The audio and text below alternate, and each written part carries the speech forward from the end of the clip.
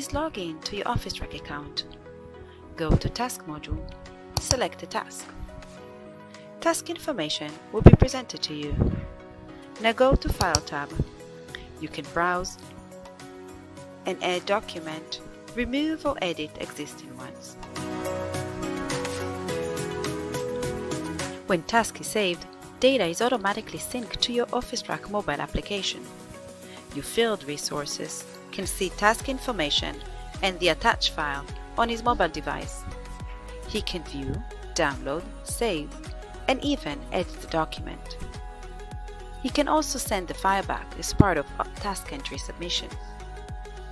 Site user can receive this document, view it or edit it, or reject for more work. You can even save it for future reference. Adding document management feature to your OfficeTrack account can help you save time, improve your total time spent on a ticket, and help gain stronger efficiency in your daily work. OfficeTrack team will be happy to learn more on your unique needs in order to empower your work. Take care and hope to meet again.